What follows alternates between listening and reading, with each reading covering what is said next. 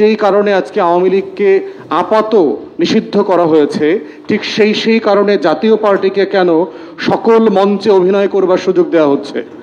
তার অফিস খোলা, সে প্রেস ক্লাবে মিটিং করে, সে ইফতার বিতরণ করে, অ্যাজ ইফ সে গণ অভ্যুত্থানের নেতৃত্ব দিয়েছে। জাতীয় পার্টি কিন্তু এরকম একটা দল যে সে ভাবখানা এরকম যে সেই তার নেতৃত্বে আসলে গণ অভ্যুত্থান হয়েছে, তার নেতৃত্বে এনসিপির ছেলেপেলেরা সব নামছে, এমন একটা ভাব তাদের এখন। তো এই গণ অভ্যুত্থানের যে চৌকস ভিলেন, এই হুমায়ুন ফরিদি মার্কা রাজনৈতিক দলের ব্যাপারে সিদ্ধান্ত নিতে পারতেছি না কেন আমরা?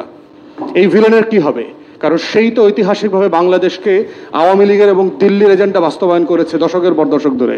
ইন প্রিন্সিপাল নীতিগতভাবে দুই কক্ষের বিরোধী আমরা বোধ করছি। বাংলাদেশে যেহেতু 53 বছরে আমরা একটা কক্ষই কার্যকর করতে পারি নাই, সেই দেশের রাজনৈতিক দলগুলো দুইটা কক্ষ আসলে কার্যকর করতে পারবে না। দ্বিতীয় কক্ষটা হচ্ছে একটা পুনর্বাসন কেন্দ্রে পরিণত হবে। বাংলাদেশের জনগণের করের টাকায় আরও 100 সদস্যর জন্য প্লট ফ্ল্যাট বরাদ্দের জন্য লুটপাট তন্ত্র কায়েম হবে। তহবিল থেকে প্রতি বছর বাজেট থেকে থোক বরাদ্দ যাবে শত শত কোটি টাকা, আর হচ্ছে ট্যাক্স ফ্রি কোটি কোটি টাকার গাড়ি আসবে বাংলাদেশে। এটা ছাড়া উচ্চকক্ষ ফাংশনাল হবে না। সো এটা একটা পুনর্বাসন কেন্দ্রে হবে এবং মনোনয়ন বাণিজ্যটা আরও প্রাতিষ্ঠানিক হবে। কারণ এখন জানেন যে একটা সিটের এগেইনস্টে বড় রাজনৈতিক দলগুলো যে 5-7 জন করে আবেদন করে, সেখানে হচ্ছে যে একজনকে রাজনৈতিক মনোনয়ন দেয়, বাকিদেরকে হচ্ছে দেখবেন রাষ্ট্রের প্রায় 5000-5,500 মতো পদ আছে বিভিন্ন জায়গায়, যেখানে চুক্তিভিত্তিক নিয়োগ দেওয়া যায়। যেমন ধরেন কমিশন, বিভিন্ন কমিশনে কাদেরকে কমিশনার করবে, কমিশনের সিনিয়র ম্যানেজমেন্টে ডিজি ডাইরেক্টর পদ আছে। বাংলাদেশের বিভিন্ন ব্যাংক আছে যেখানে ডাইরেক্টর মনোনয়ন দেওয়া যায়। বাংলাদেশের দেখবেন এই যে স্বায়ত্তশাসিত প্রতিষ্ঠান আছে, বিআরটিসি, বিএটিসি, হাবিজাবি, এগুলো আছে। এরকম প্রায় 5,500 পোস্ট আছে। তো এই পোস্টগুলোতে তখন যেটা করে রাজনৈতিক দল, সেকেন্ড টিয়ারে নেগোসিয়েশন করে যে আপনি মনোনয়নের মধ্যে আসেন, আপনাকে না দিতে পারলে পোষায় দিব, মন্ত্রী না বানাইতে পারলেও, এমপি না বানাইতে পারলেও পোষায় দিব। এইভাবে তারা পোষায় দেয়।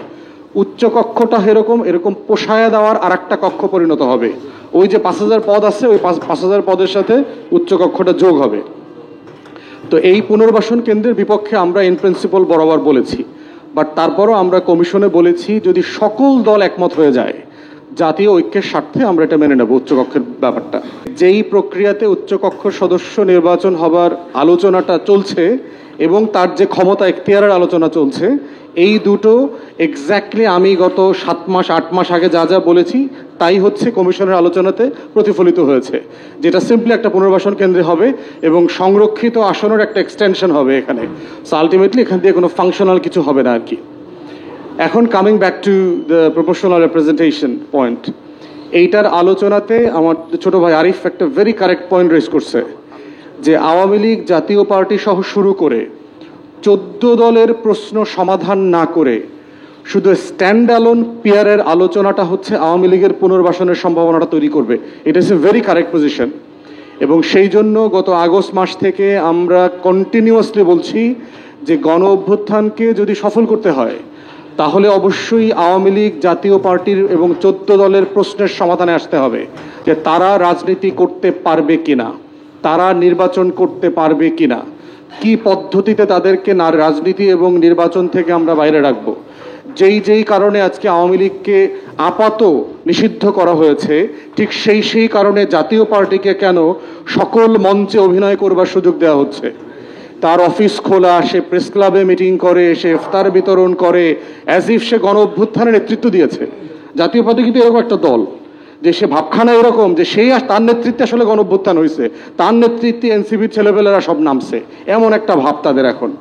তো এই গণ অভ্যুত্থানের যে চৌকস ভিলেন, এই হুমায়ুন ফরিদি মার্কা রাজনৈতিক দলের ব্যাপারে সিদ্ধান্ত নিতে পারতেছি না কেন আমরা? এই ভিলেনের কি হবে? কারণ সেই তো ঐতিহাসিকভাবে বাংলাদেশকে আওয়ামী লীগের এবং দিল্লির এজেন্ডা বাস্তবায়ন করেছে দশকের পর দশক ধরে। অতএব সেই প্রশ্নটাও পিয়ারের আলোচনা যখন আসবে তখন আমাদের এই আলোচনাটা উঠতে হবে।